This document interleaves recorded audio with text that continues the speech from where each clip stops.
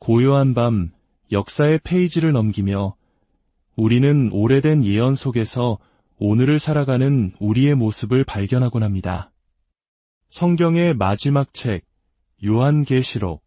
많은 이들에게 두려움의 대상으로 여겨지는 이 책은 사실 혼돈의 시대 속에서 우리가 붙잡아야 할 희망과 하나님의 궁극적인 정의에 대한 장엄한 메시지를 담고 있습니다. 오늘 우리가 함께 나눌 이 깊은 이야기에 마음이 움직이신다면 구독과 좋아요를 통해 이 지혜의 여정에 동참해 주십시오. 여러분의 작은 손길이 어둠 속에서 빛을 찾는 이들에게 복음의 등불을 전하는 귀한 도구가 될 것입니다. 이 말씀을 듣는 모든 분들의 삶에 하나님의 크신 은혜와 평강이 함께하기를 기도합니다. 이제 요한계시록 6장에 기록된 마지막 때의 징조 7인의 심판 속으로 들어가 보겠습니다. 우리는 이미 어린 양이신 예수 그리스도께서 첫 번째와 두 번째 인을 떼셨을 때 나타난 두 명의 기수에 대해 살펴보았습니다. 흰말을 탄 첫 번째 기수는 적그리스도를 상징하며 거짓된 평화로 세상을 미혹합니다. 붉은 말을 탄 두 번째 기수는 땅에서 화평을 제하고 서로 죽이게 만드는 전쟁의 영을 나타냅니다. 이 거짓 평화와 전쟁의 서막이 지나가면 인류는 더욱 깊은 고통의 수렁으로 빠져들게 됩니다. 이제 주님께서 세 번째 인을 떼십니다. 세 번째 인이 떼어지자 검은 말이 등장합니다. 그 위에 탄 자의 손에는 저울이 들려 있습니다. 고대 사회에서 저울은 금이나 은처럼 아주 귀하고 희소한 것의 무게를 잴 때 사용되었습니다. 따라서 저울의 등장은 극심한 희소성, 즉 끔찍한 기근과 경제적 파탄을 예고하는 상징입니다. 이때 하늘에서 한 음성이 들려옵니다. 한 데나리온의 밀한되어 한 데나리온의 보리 석대로다. 감람이와 포도주는 해치지 말라. 데나리온은 당시 노동자의 하루 품삯이었습니다. 아침부터 저녁까지 땀 흘려 일한 대가로 고작 밀한데, 즉 한 사람의 하루 식량만을 겨우 살 수 있다는 의미입니다. 온 가족이 굶주림에 허덕일 수밖에 없는 절망적인 상황입니다. 보리는 가난한 이들의 양식이었지만 이마저도 하루 종일 일해야 겨우 세대를 구할 수 있습니다. 이는 인류 역사상 우리가 겪었던 그 어떤 경제 위기나 식량난과도 비교할 수 없는 대재앙입니다. 마치 70년대 보릿고개를 넘던 우리 할아버지, 할머니 세대의 고통을 떠올리게 하지만 그보다 훨씬 더 처절하고 광범위한 굶주림이 온 세상을 뒤덮는 것입니다. 하지만 예언은 충격적인 한마디를 덧붙입니다. 감람유와 포도주는 해치지 말라. 기름과 포도주는 당시 부유층의 사치품이었습니다. 이 말씀은 대다수의 서민들이 굶주림으로 죽어가는 동안에도 최상위 계층, 즉 적그리스도와 그를 따르는 권력자들은 여전히 호화로운 생활을 누릴 것임을 보여줍니다. 극심한 재난 속에서 더욱 선명하게 드러나는 부의 불평등, 이는 오늘날 우리가 살아가는 세상의 모습과도 너무나 닮아 있어 소름이 돋을 정도입니다. 이제 어린 양께서 네 번째 인을 떼십니다. 그러자 청황색 말이 나타납니다. 성경 언어에서 이 말의 색깔은 클로로스로 시체에 핏기 없는 창백한 색 혹은 병든 자의 잿빛 얼굴색을 의미합니다. 그 위에 탄 자의 이름은 사망이요 그 뒤를 음부, 즉 지옥이 따르고 있습니다. 이는 네 번째 심판이 믿지 않는 자들에게 집중될 것임을 암시합니다. 그들에게 땅 4분의 1의 권세가 주어집니다. 검과 흉년과 사망과 땅의 짐승들로서 죽이는 권세입니다. 검은 전쟁의 무기를, 흉년은 세 번째 기수가 가져온 끔찍한 굶주림의 결과를 보여줍니다. 영양실조가 만연하면 인류는 전염병에 취약해집니다. 사망은 여기서 역병, 즉 거대한 전염병을 의미합니다.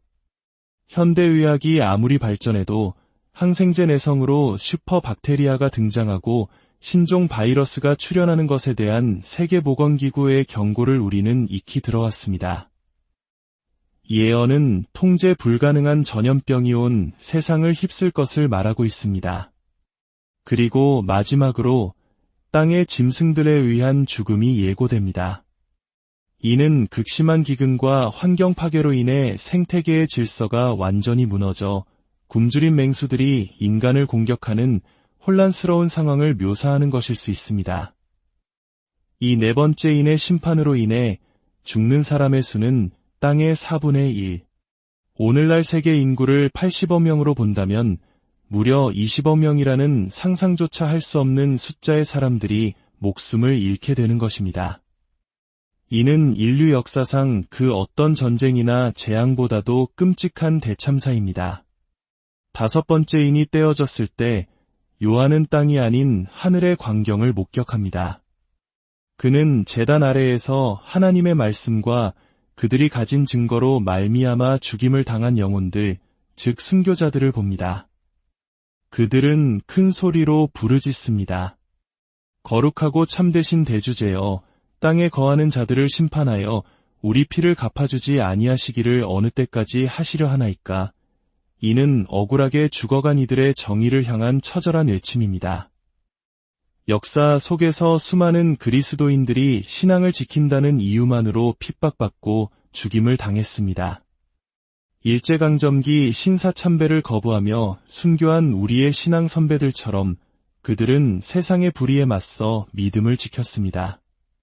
하나님께서는 그들의 부르짖음에 응답하십니다. 각각에게 흰 두루마기를 주시며 말씀하십니다. 아직 잠시 동안 시대에 그들의 동무종들과 형제들도 자기처럼 죽임을 당하여 그 수가 차기까지 하라. 흰 두루마기는 그리스도의 의로움으로 덧입혀진 구원의 상징입니다. 하나님께서는 그들의 희생을 기억하고 계시며 결코 잊지 않으십니다. 다만 하나님의 완전한 계획 속에서 순교자의 수가 채워질 때까지 인내하며 기다리라는 위로의 말씀을 주시는 것입니다.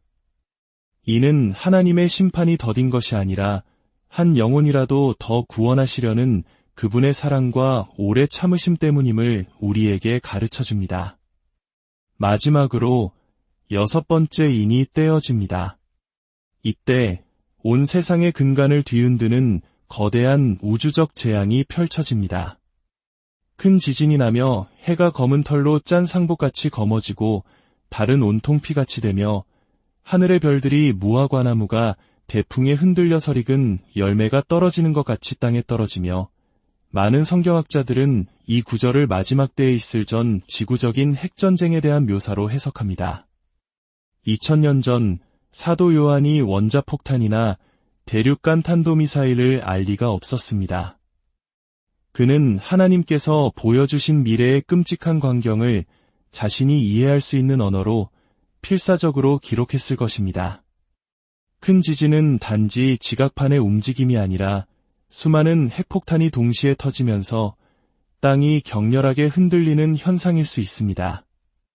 해가 상복같이 검어진다는 것은 핵폭발로 인한 엄청난 양의 먼지와 재가 대기권을 뒤덮어 햇빛을 차단하는 핵겨울 현상을 연상시킵니다.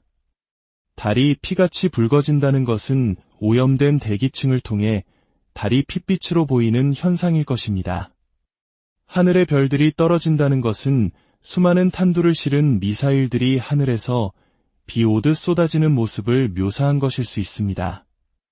이 끔찍한 재앙 앞에서 세상의 모든 권력자들과 부자들, 강한 자와 약한 자 할 것 없이 모든 인간이 산과 바위 틈에 숨어 절규합니다. 우리 위에 떨어져 보좌에 앉으신 이의 얼굴에서와 그 어린 양의 진노에서 우리를 가리라.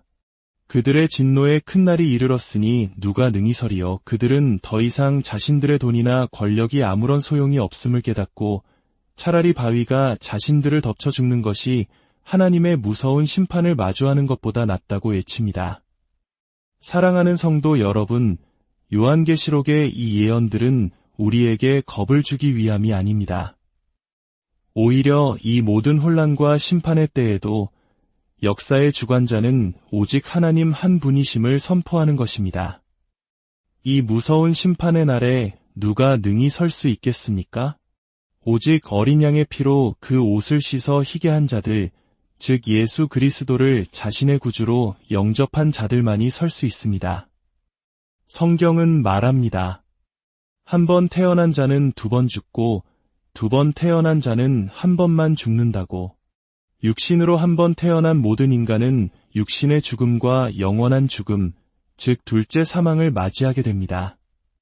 하지만 육신으로 태어난 후 성령으로 다시 태어나는 거듭남을 경험한 자는 육신의 죽음 이후에 영원한 생명을 얻게 됩니다. 오늘 우리가 나눈 이 말씀이 여러분의 마음의 두려움이 아닌 구원의 확신과 소망을 심어주는 계기가 되기를 소망합니다. 아직 기회가 있을 때 주님께로 돌아오십시오. 세상이 주는 거짓 평화가 아닌 오직 예수 그리스도 안에 있는 참된 평안을 누리십시오. 주님께서 이 마지막 시대를 살아가는 우리 모두에게 분별의 영을 주시고 믿음 위에 굳건히 서서 다가올 환난을 이겨낼 힘을 주시기를 간절히 기도합니다.